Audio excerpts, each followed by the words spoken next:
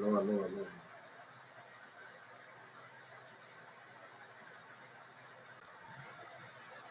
Buenas tardes, estimados estudiantes. Ay, disculpen que no pude impartirles la videoconferencia a la hora que está en programación. Pero resulta de que tuve un inconveniente, una situación de urgencia y tuve que ausentarme, pero quiero compensarlo dejándoles ahorita en este tiempo la videoconferencia. Ahí se les va a quedar grabada y les voy a detallar el tema, pues, en qué consiste esto. El tema de hoy es en nuestra clase de política internacional contemporánea, es el trabajo en historia. El trabajo podemos definirlo como, en términos muy simples, en términos no tan complejos, podemos definir el trabajo como una acción permanente que hace cualquier persona, ¿verdad? La acción permanente que hace cualquier persona en cualquier circunstancia, en cualquier momento, para un determinado fin,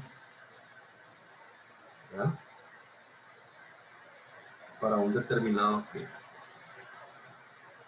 Hay distintos tipos de trabajo, ¿verdad? Hay distintos tipos de trabajo.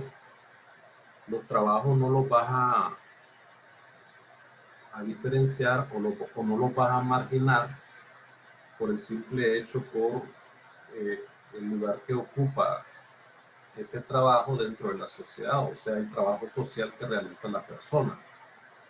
No deja de ser trabajo. O sea, cualquier tipo de acción, ¿verdad? Que pueda, por muy mínimo, por muy humilde, por decirlo así, insignificante que sea la acción, es un trabajo. Por eso es que aquí en la parte donde estamos hablando del trabajo, el trabajo ha tenido dominio en cualquier edad, en cualquier tiempo. El trabajo lo podemos encontrar en la edad antigua, en el hombre primitivo, el que los que andaban nómadas. El trabajo ya en el tiempo de la edad primitiva, cada quien tenía un trabajo específico de cada quien. Unos eran recolectores, otros eran agricultores, otros pescaban peces, ¿verdad? Otros domesticaban animales, y así sucesivamente cada quien iba ubicando un trabajo. Pero claro, el trabajo en la edad antigua tuvo un predominio bajo la forma de esclavitud, donde que realizaba el trabajo no era una persona sino un ser humano, objeto de derecho. Un ser humano objeto de derecho que carecía también de los mismos. Y este humano y esta persona, al ejercer un trabajo en esa etapa, proporcionaba un alto grado de rédito económico. Y esto lo hacía en cualquier tipo de sociedad. Y esto se hace todavía en la sociedad actual en la que nos encontramos. Siempre algunos hacen un trabajo con un alto grado de rédito económico, no para él, sino para su patrón, pues, para el empresario. A diferencia que el trabajo que se realizaba en la edad antigua o o en la etapa de la esclavitud, no era un trabajo remunerado. Esa es la diferencia, pues. Ya en la etapa actual, pues el trabajo es remunerado. Entonces, en esas etapas, incluso en la etapa medieval, el esclavo trabajaba para su dueño. ¿Ah? Para el dueño, porque el dueño había invertido, el dueño había invertido, eh, había invertido dinero en su compra, ¿verdad? Entonces, por lo tanto, el dueño del esclavo, en esa edad antigua o en la etapa del esclavismo, y también en la etapa de la Edad Media, la etapa feudal, eh, los, los humanos, las personas en este caso, realizaban una acción no para un rédito propio, sino que para el rédito económico iba hacia el patrón o el señor feudal en el sistema feudalista, o el señor esclavista en el sistema esclavista, o en la etapa de la revolución industrial para el señor capitalista, por ejemplo. ¿Estamos claros? Y toda esta forma de esclavitud persistió hasta el siglo XIX. Entonces, habían algunos trabajos en esta etapa que eran más prestigiosos que otros. Por ejemplo, en la época de Egipto, aquellos que redactaban, por decir a la hora que el faraón estaba en una imposición oral de algún X o Y situación, entonces los escribas tomaban anotaciones de lo que el faraón decía, pues eso era un trabajo. Por ejemplo, los escribas en la época egipcia, en el imperio egipcio, era un trabajo prestigioso, pues. O en ese mismo tiempo de la época de la esclavitud, que Egipto fue una civilización que se desarrolló en la época de la esclavitud. También eh, fue estuvieron algunos constructores ahí que hacían los grandes templos de los faraones, eh, muchos escultores también que hacían las esfinges de los faraones, por ejemplo, y estas actividades de estos escultores, de estos constructores, estuvieron protegidas por el Código de Hammurabi. El Código de Hammurabi fue el primer código que apareció en la época antigua que reconocía los derechos del hombre. Si vos vas a ver ahí qué cosa es el Código Hammurabi, es el primer conjunto de leyes de la historia. ¿Ya? Es el primer conjunto de leyes de la historia, lo más antiguo que,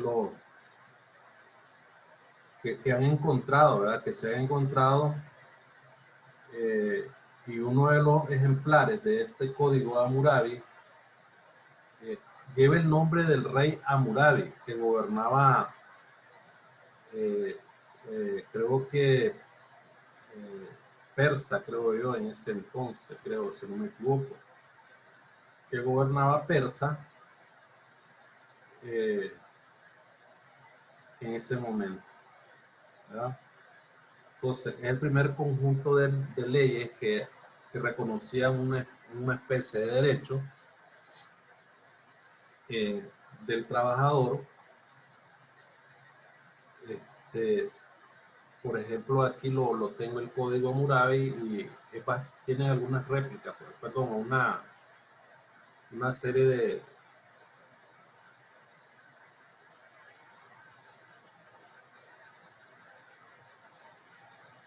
Entonces dice, si se presenta para testimoniar en falso en un proceso, de grano o plata, sufrirá en su totalidad la pena de este proceso.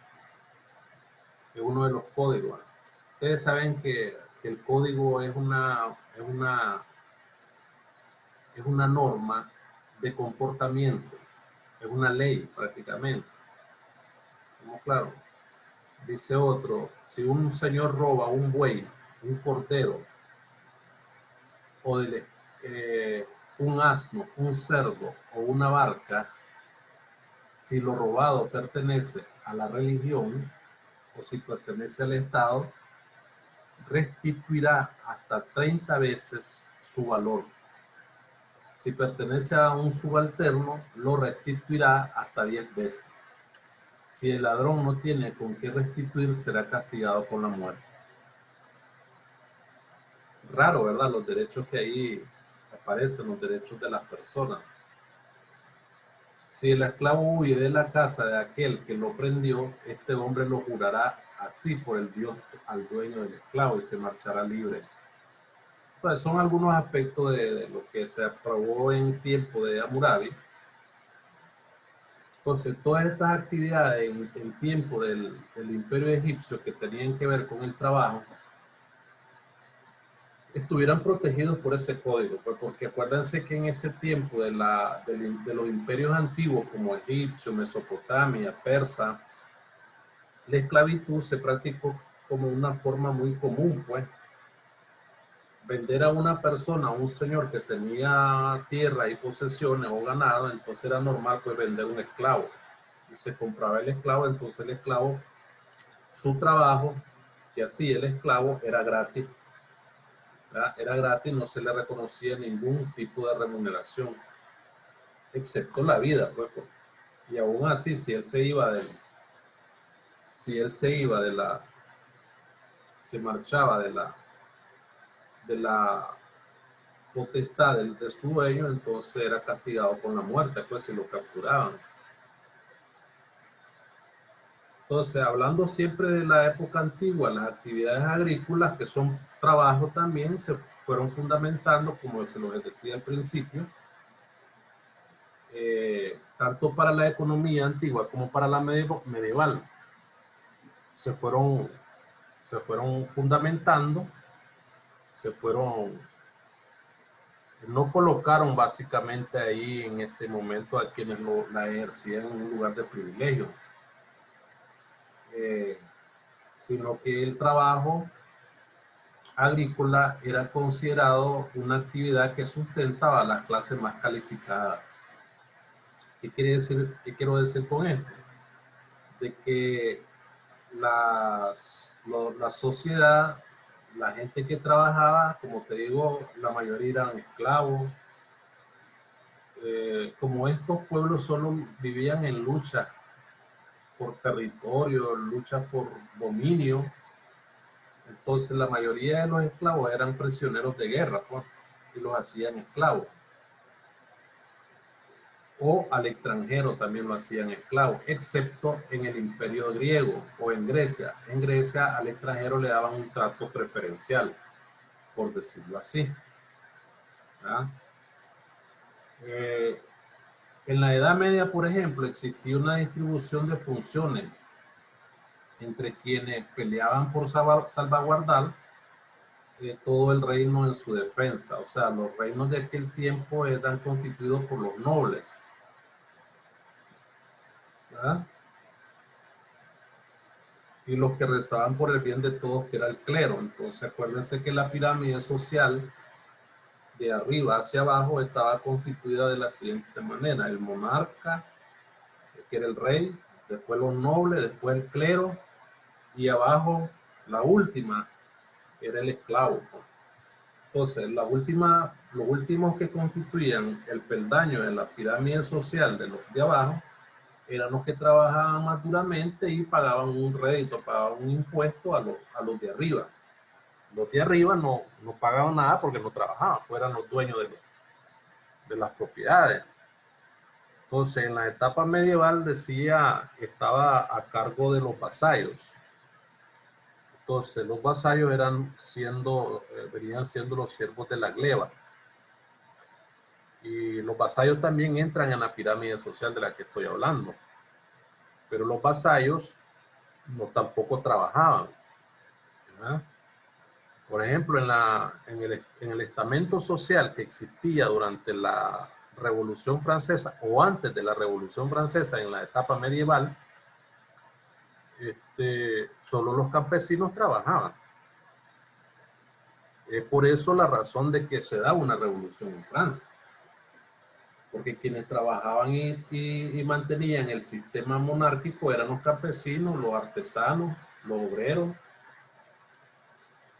Y esta diferencia se profundiza más después, posteriormente, ya entrando el siglo de la revolución industrial, que allí es donde el trabajo comienza a tener otra connotación.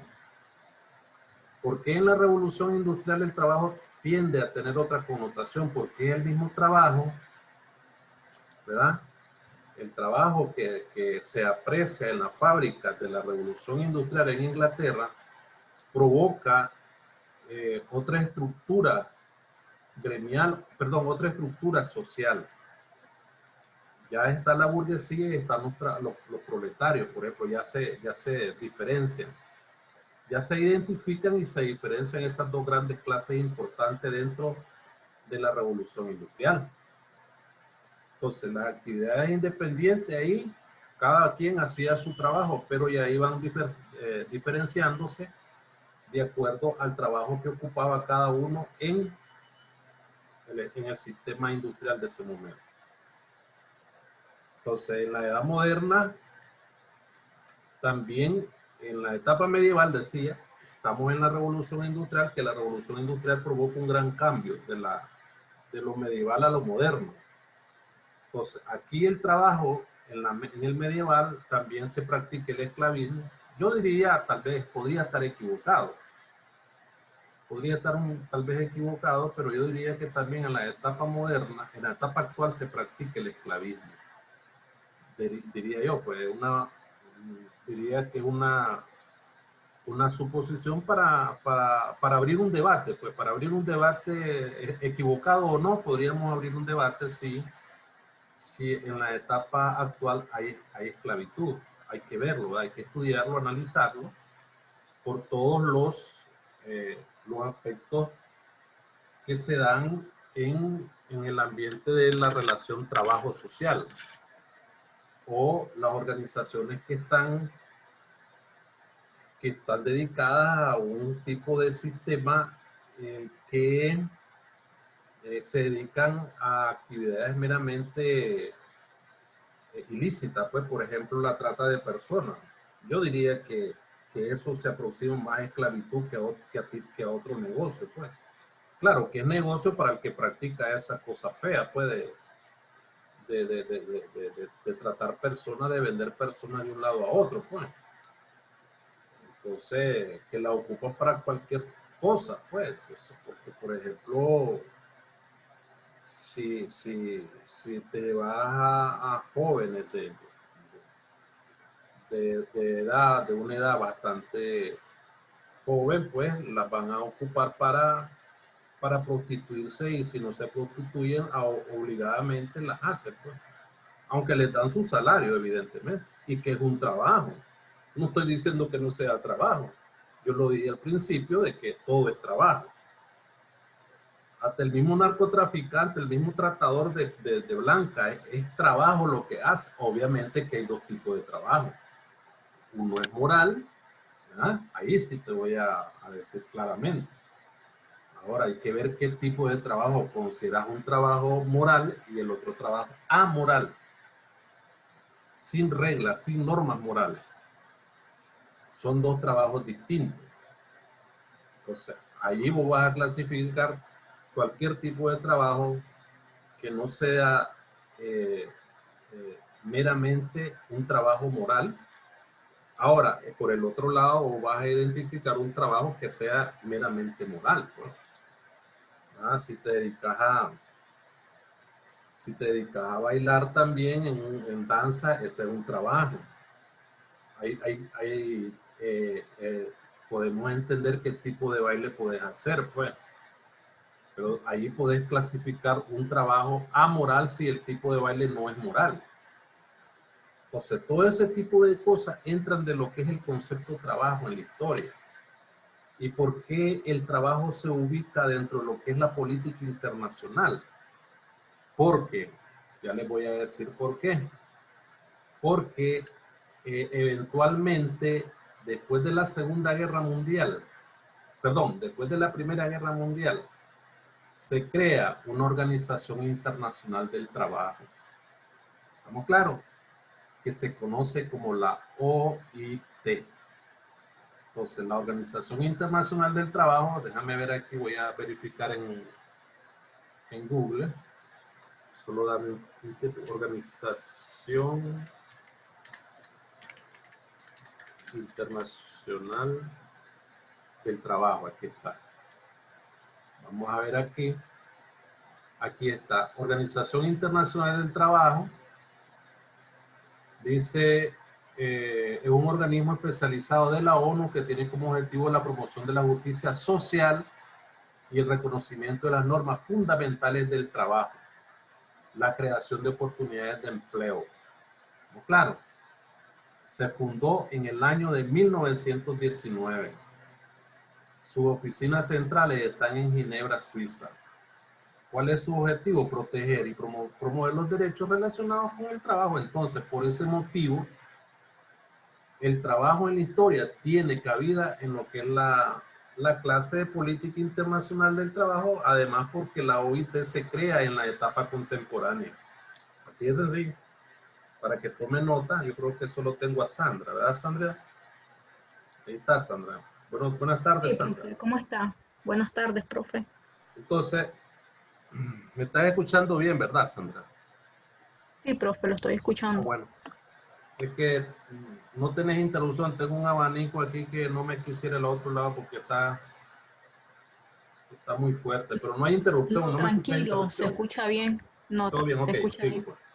Entonces, en esta práctica, pues vemos que por ese motivo se ubica dentro de lo que es la política internacional. La organización internacional se creó con ese fin, pues, que lo voy a incluir en el tema de la clase, que no lo incluye, esto se me escapó, pero como andaba apurando haciendo esas cositas, pues se me escapó. Pero ahí lo vamos a incluir. Lo que es la OIT en el temario de la clase de hoy. Entonces, la Organización del Trabajo se creó con ese fin, ¿verdad?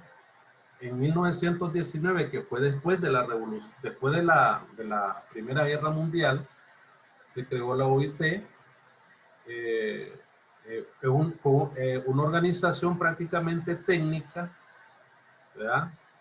Es una organización tripartita donde tiene representación la parte de la empresarial, la parte de los trabajadores, ¿verdad? Y el gobierno. Esa organización es la única organización especializada de la ONU en el mundo que tiene representación tripartita, ¿verdad?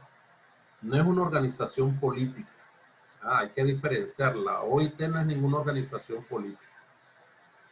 Entonces, ya en la edad moderna, volviendo un poco a la edad moderna, cobra auge la actividad comercial con las nuevas tecnologías que dieron origen al despegue industrial y al nacimiento del capitalismo. Aquí donde yo les estaba explicando sobre lo que es el desarrollo de la revolución industrial en Inglaterra. Aquí ya empieza, bueno, los romanos ya pagaban un salario a los trabajadores, pero no en moneda, sino les daban sacos de sal, porque la palabra salario proviene etimológicamente de sal, pues de salario, sal, de la sal. Entonces les daban un quintal de sal a la gente, así les pagaban su trabajo. Entonces, pero ya en la época moderna, cuando comienza la actividad comercial a tener un auge bastante grande, pues no vamos a decir aceptable, porque ya la actividad comercial ahí ya estaba fuerte, entonces bastante grande. Entonces, con el surgimiento de las nuevas tecnologías que aparecen en el despegue industrial y el nacimiento del capitalismo, ya ya los trabajadores comienzan a adquirir una parte monetaria de su fuerza de trabajo que dan en una fábrica, por ejemplo. Y con la misma revolución industrial, creo que lo dije, pero lo voy a volver a repetir, perdón. Con la misma revolución industrial también creció la explotación de los trabajadores en la fábrica. ¿Verdad? Creció la explotación totalmente, sin leyes, pues, sin leyes protectoras. Podríamos decir que hay un aspecto muy particular que diferencia al trabajador asalariado del esclavo, porque el esclavo no recibía salario. Pero el trabajador en el tiempo de la industrial es lo único que no puedes decir que no hay esclavitud, pues, porque recibe salario. ¿Verdad? Entonces es la diferencia, como en la actualidad el ejemplo que te ponía, pues. Entonces, el que ocupa para distribuir droga en los territorios, los narcotraficantes, ese hombre lo explotan, pero le dan por lo menos ahí una comisión, pero es esclavo de la droga prácticamente.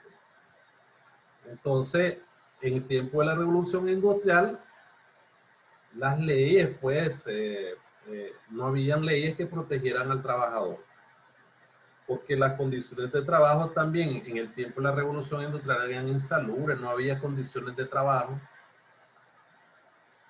Las mujeres no tenían protección, ¿verdad? De su maternidad, pues, porque trabajaban mujeres embarazadas en la fábrica, no tenían ninguna protección.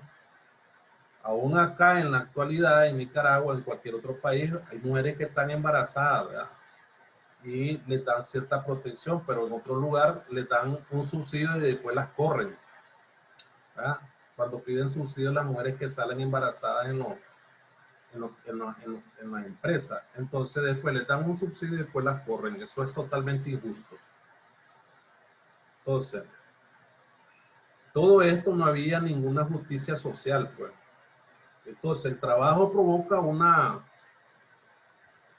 surgimiento de distintas organizaciones gremiales, y es ahí el otro factor importante porque tiene cabida en la política internacional, porque los mismos que dieron espacio de trabajo en la revolución industrial crearon las condiciones para que los trabajadores se fueran organizando. Se fueron organizando en facciones, que hoy, las facciones en aquel tiempo eran hoy los partidos políticos, ¿verdad? Se fueran organizando en distintas organizaciones gremiales como los sindicatos, por ejemplo.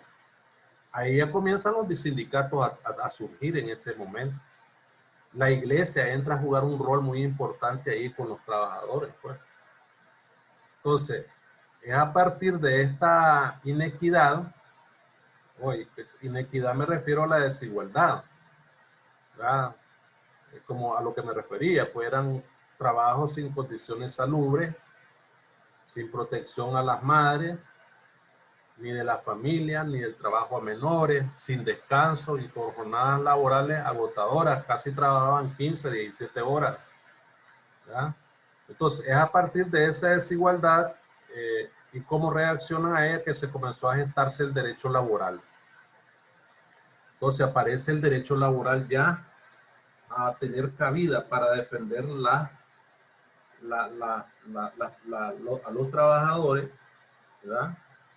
Y el socialismo ya en ese tiempo ya comenzaba a tener, digamos, espacio en las ideas de los hombres de ese momento. Por eso es que ya el socialismo comienza a levantar alas allí. Entonces, aquí si vos vas a decir que de dónde salió ese fenómeno del socialismo, y muchos tal vez le echarán versos a Maduro o al otro, pero no es eso, muchachos. El socialismo no surgió con Maduro. El socialismo, la misma revolución creó la revolución industrial, creó las condiciones porque ya antes de la revolución industrial ya había aparecido Marx, Carlos Marx, Federico Engels, con las principales ideas comunistas. Claro, y te estoy hablando de 1848. Claro, los trabajadores al sentir No hay más, nadie más culpable que el avance y el empuje del socialismo en el mundo. No hay nada más culpable que el mismo capitalista. No vas a echarle culpa ni vas a decir estos son tales por cuales que no, hay que conocer bien la historia. Hay que entender, hay que estudiar, hay que leer de dónde viene todo esto. Ni vas a decir aquellos son culpables de todo este gran rollo. Claro que uno o lo otro en el trabajo tiene que ser justos. Aquí nosotros en la época neoliberal de los años 90, los liberales llegaron con el hacha en el pescuezo encima del trabajador, no le dieron ningún espacio de oportunidad para desarrollarse. Luego llegó a la presidencia actual, llegó con cierta forma de ir encima de los empresarios, porque lo mismo ellos crean las condiciones, el mismo sistema crea las condiciones. Entonces, pero volvamos a lo que te estoy planteando, o a lo que les estoy diciendo. Aquí nadie más responsable de que el socialismo haya tomado eco en el mundo, y no solo en Cuba, ni en Rusia, ni en Venezuela, ni en China, en todo el mundo, fue el capitalismo industrial, en la revolución industrial. Cuando ya las ideas de Carlos Marx y Federico Engels ya habían madurado fuertemente y calaron las ideas de los trabajadores en la revolución industrial. ¿Estamos claros? Solamente para concertarlo, solamente lean, y es pequeño, no es mucho, ni siquiera lleva 40 páginas, el manifiesto comunista de Carlos Marx de 1848. Solo lean esa parte y se van a dar cuenta. ¿Verdad? Léanlo y se van a dar cuenta. El manifiesto comunista de 1948. Entonces, ¿qué es lo que hace Carlos Marx y Engels en su manifiesto comunista? ¿Qué es lo que hace? Realizan una denuncia al trabajo de la sociedad capitalista. Entonces, esto van a producir una alienación del trabajador. ¿Qué significa alienación? Lo van a impulsar a luchar por sus derechos. Imagínense, 1848. A ver, vamos a hacer una resta aquí. Cuando triunfa la Revolución Rusa, que fue la primera revolución socialista en el siglo XX, ya te voy a decir, solo permítame un segundito, ¿ya? 1917. Ay, tengo unos números aquí, disculpen. Entonces, 1917, sí. 1917 menos 1848. 69 años. ¿Qué es lo que te quiero decir con esto? De que después de la salida del manifiesto, del manifiesto comunista de Marx y Engels, en 1848, 69 años después está triunfando una revolución socialista en Rusia. Ajá. Triunfó la revolución en Rusia en 1917. ¿Y por qué triunfó? Ajá. Aquí dice que la Revolución Rusa de 1918 dictó la Declaración de Derechos del Pueblo Trabajador y Explotado. ¿Estamos claros? Entonces, aquí no va a buscar culpable de ayer, ni antier, ni el otro. Aquí vas a buscar culpable. Ahora hagamos, o responsable, pues. No culpable, responsable, hablemos, porque eso es culpable, no me gusta a mí hablar ese término. Entonces, ahora veamos hacer la resta, pues. 2020 menos 1848, 172 años han transcurrido de la salida del manifiesto comunista de Carlos Marx al día de hoy. Estoy haciendo la resta al 2020. 172 años. Entonces no vas a buscar un responsable de ayer de lo que está sucediendo en el mundo, en el caso de Venezuela, en el caso de Cuba, que lo que está sucediendo es producto de la misma reacción de los que gobiernan, pero la misma idea que caló en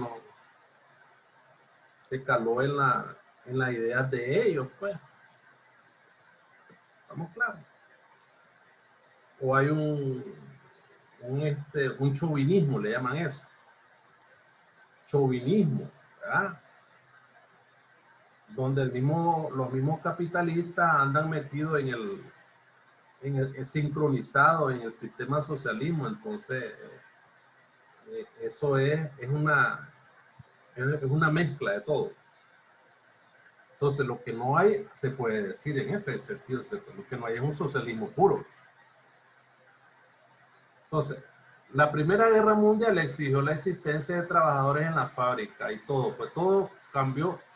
Y como te repito, al firmarse los tratados de Versalles, o el Tratado de Versalles en 1919, culminó la contienda mundial y se creó la OIT, de lo que ya te había mencionado. ¿Ya? Entonces, hubieron otras constituciones en el mundo que reconocieron y proclamaron los derechos de los trabajadores. Por ejemplo, la Constitución de México de 1917. Denle una lecturita a la Constitución de México, por lo menos un artículo por ahí, donde reconozcan los derechos de los trabajadores. Y la Constitución del Weimar en Alemania. Imagínense, en 1919. La misma Alemania que está saliendo de la Primera Guerra Mundial proclama una constitución que es la República, ¿verdad? Que es una especie de tiempo democrático relativo que vivió Alemania de 1919 a 1933, que asumió el poder Hitler, que fue la República del Weimar. Entonces ellos aprueban la constitución del Weimar en 1919 y proclamaron los derechos de los trabajadores. Y en América Latina, las primeras repúblicas o los primeros países que incorporaron la protección legal de los trabajadores fueron, creo que fueron Uruguay y Cuba.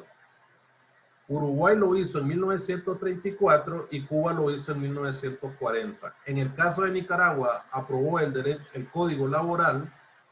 Creo que lo aprobó un poquito más tarde, después de los 40 lo aprobó. ¿Verdad? El Código Laboral. El Código del Trabajo le llaman. Entonces, es ahí donde yo les digo que el trabajo, pues, es un asunto muy interesante en la historia. ¿Verdad?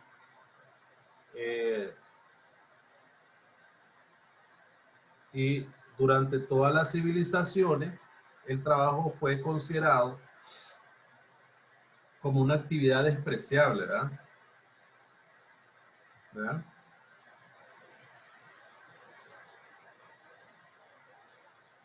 Como una actividad despreciable. O sea, si no fuera despreciable, no te pagaran, dice alguien por ahí, hablándolo chistosamente. Pues. Entonces el trabajo no es algo bueno, porque si no fuera despreciable, no te pagaran. Entonces, así de esa manera, ya como te repito, desde mediados del siglo XIX, vinculado al desarrollo de la democracia y el sindicalismo, ya ahí, hablando de la esclavitud, deja de ser la forma predominante del trabajo. Entonces, desaparece la esclavitud y se reemplaza por el trabajo asalariado, como ya te había dicho.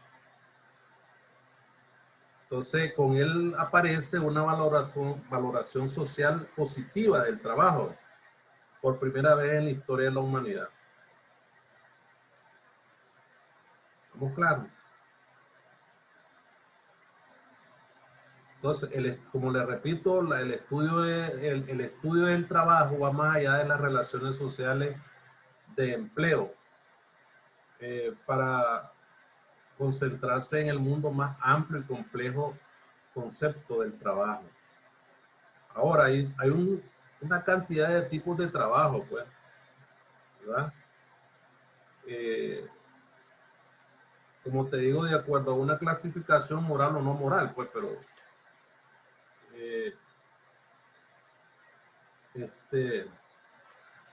tenemos lo que es la división del trabajo, ¿verdad? Es decir, la división del trabajo es la descomposición de una actividad en tareas más elementales, pues. Por ejemplo, te vas a una fábrica, pues, uno que antes lo hacía el humano, hoy lo hace la fábrica. Le pone el tapón a la botella, el otro enjuaga la botella, ¿verdad? O en una empresa industrial de tela, zona franca, unos planchan, otros cosen, otros tienden el pantalón, etc. Eso se llama división del trabajo, ¿verdad? Entonces, es decir, la división del trabajo es el reparto entre diferentes personas según su intelecto, según su fuerza física, según su habilidad, según su conocimiento, ¿verdad? Entonces, la división del trabajo prácticamente, en términos simples, es la separación de tareas en cualquier sistema económico, ¿verdad? Para que los participantes se dediquen a una especialidad. ¿Estamos claros? Sí, profe, estamos claros. Entonces,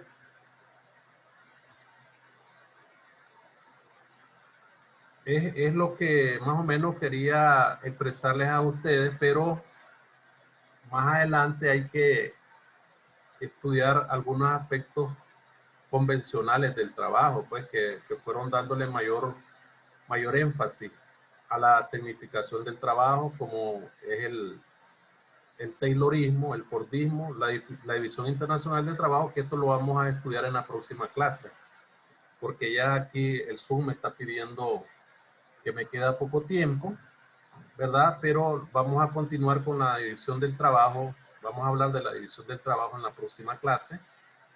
Esta clase se va a llevar 100% en línea, no se va a dar clase presencial en esta clase, debido a que los muchachos no llegan, pues entonces solo llega uno y me dijo el decano pues de que esta clase se va a dar 100% en línea.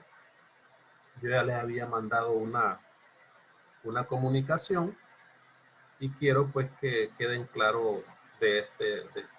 Y hoy pues fue por ese inconveniente que no me dio tiempo ni de mandarles al chat una información sobre que tenía, pero no quería quedar como irresponsable y tuve que dejarles. Aquí les dejo grabada la videoconferencia y hoy pues les voy a agregar un poquito más algunas cosas a la estructura del tema del trabajo para que hagan las tareas que les corresponden hacer. Ok, Sandra, ¿cómo van las tareas? ¿Todo bien? Sí, todo bien, profe. Ya estoy al día Bueno, con sus tareas. Profe, le iba a preguntar, ¿cuándo sería su examen?